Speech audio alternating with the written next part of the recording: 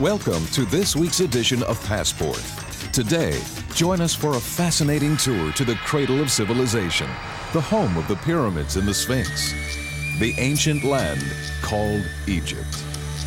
We'll also tour the capital city of Cairo to visit the world-famous Antiquities Museum, and we'll trek through the magnificent hills of the Sinai Peninsula.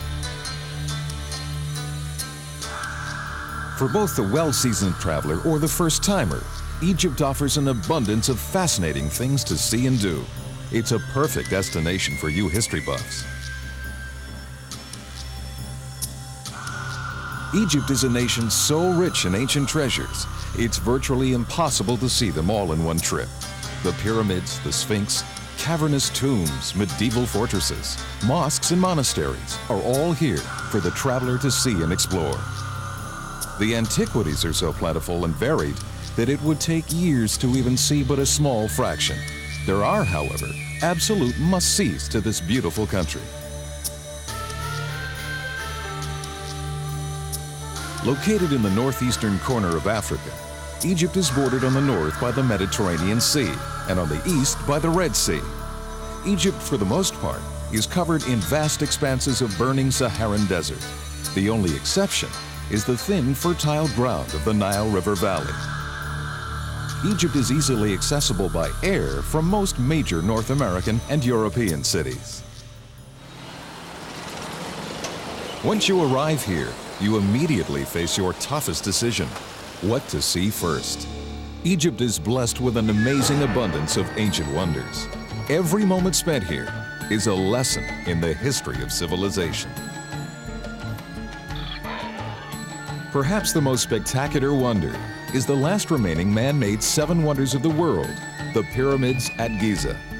The awe-inspiring wonders are located right here on the edge of modern-day Cairo and also on the edge of the vast Saharan desert. Although there is an estimated 80 pyramids in Egypt, the 3 located here, built by Khufu, the second king of the 4th dynasty of Pharaoh Cheops, are arguably the most famous in terms of size and age. The largest, the Great Pyramid of Cheops, rises like a grand mirage, shimmering 450 feet above the stark Egyptian sands. The sight takes your breath away, and that, of course, was its purpose. When Khufu's subjects first looked upon this massive tomb more than 46 centuries ago, they probably trembled. This colossal monument, begun almost 5,000 years ago, was designed to awe the ancient Egyptians, to impress them with their ruler's godlike strength. Thanks to the dry desert climate, these priceless treasures have been well preserved for all to see. Each is made from millions of massive stone blocks. With no doors or windows to give them scale, the forms seem deceptively small until you arrive at their base. These man-made mountains then overpower you with their precise majesty.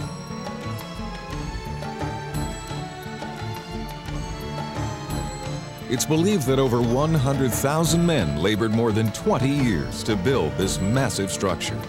To this day, it is the largest stone structure ever built, and its base covers over 13 acres. Another structure at Giza that stands alone, fascinating travelers and experts alike, is a startling structure in the form of a recumbent lion with the head of a man, called by the Greeks Sphinx, because it resembles a legendary hero with a similar name. The Sphinx was built over 4,500 years ago.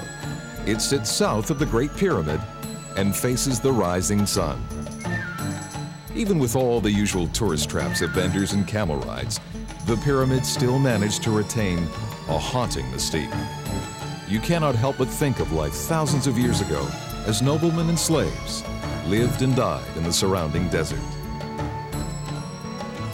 It's impossible not to feel a certain awe about a civilization that gave a pharaoh the status of a god. Egypt has always held an irresistible fascination for tourists, and it's not difficult to understand why. The countless attractions of the region are enough to make any traveler dream of at least one trip to Egypt in their lifetime. It truly is a fascinating land. But before you pack your bags, Here's some helpful before-you-go quick tips every visitor to Egypt should know. When making purchases in Egypt, legal tender is the Egyptian pound, with bills marked in Arabic on one side and Western numbers on the other. Searching for delectables? Restaurants offer a mixture of Egyptian and Western cuisine. Smaller restaurants specialize in basic meat and fava bean dishes. Rice and beans form the bulk of Egyptian main courses. Meat is a luxury and is used in small amounts. Milk and cream should be avoided, but yogurts are fine.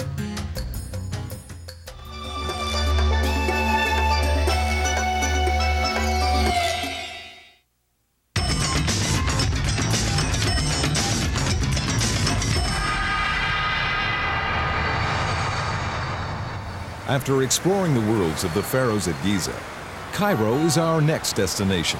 It's big and bustling. It's Africa's largest city, home to 50 million people. No other city on earth, perhaps with the exception of Rome, offers the traveler so many treasures and delights. Cairo has long been regarded as the crossroads of the world. For over 2,000 years after the great pharaohs, it was controlled by foreigners. The Greeks, the Romans, Turks, the French, and finally the British had all conquered the city at one time or another. And each power in turn has left something of its culture behind, whether it's food or architecture. Centered around the Great Nile River, Cairo is a city of vast contrast. It has great wealth and staggering third world poverty. Yet despite all this, Cairo's residents are a resilient, hopeful people with much to be proud of. A glimpse of a day in the life of Cairo reveals sights and sounds to be found nowhere else in the world. This exotic city will frustrate, bewilder, and bewitch you, but by no means will it ever bore you. A must-see for any visitor is Old Cairo and its colorful bazaars. The endless array of shops dating back to the 14th century are renowned for their indigenous character and magnificent variety of goods. Gold and silver embroidered clothing, leather goods, ivory inlaid woodwork, and other handicrafts are but a small sample of the merchandise to be found. Narrow streets and alleyways are filled with countless shops, thousands of people, carts, animals, and even motor vehicles. If you're a little claustrophobic, this may not be the place for you. However, regardless of the crowding, the bazaars of Old Cairo remain a fascinating slice of Egyptian life. One cannot walk through the streets of Cairo without sensing the overpowering influence of Islam. In the 7th century, a wave of conquering armies poured forth from Arabia. Exquisitely ornamental mosques and temples are testament to the power and majesty of the Muslim faith. Daily calls to prayer can be heard ringing through the streets of Cairo. Hundreds of thousands of Egyptians stop what they're doing and congregate in massive houses of worship. After exploring the sights of Old Cairo, a day trip to Antiquities Museum in Cairo is an absolute must. Here, the treasures of Egypt are housed. In 1835, the Services des Antiquités de l'Égypte was created to help prevent the further plundering of archaeological sites by local and foreign treasure hunters, thanks to French scholar Jean-François Champollion, who also deciphered the Egyptian hieroglyphic writings. Egypt's treasures are now protected and on view for the entire world to see.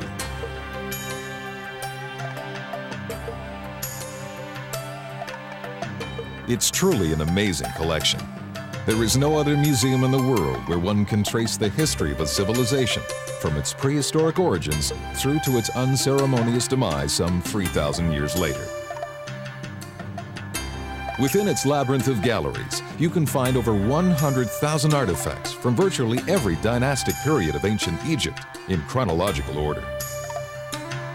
Without question, the most famous exhibit in the Egyptian Museum of Antiquities is, of course, the treasures of Tutankhamun. This fantastic cornucopia occupies an entire quarter of the second floor. Here in the Tut display, you find the gold coffin and the exquisite funeral mask, works of unparalleled splendor and luxury. The museum contains thousands of treasures. We suggest several days to properly explore this remarkable museum. There's more to come, so stay with us. Up next, we visit the enchanting Sinai Peninsula that connects the two worlds of Africa and Asia. But first, passports before you go quick tips. Cairo, Alexandria, Luxor, and Aswan have hotels with modern Western conveniences, whereas in Middle Egypt, the lodgings are much more humble. Hot water and flushing toilets could be a luxury. Rooms vary within a hotel, so take a look at it first. If not satisfied, ask to see another. You won't insult the manager. Get food and water before you leave for a trek into the Sinai. Water is available in the morning and night only and should be conserved. The dry and insidious heat can dehydrate.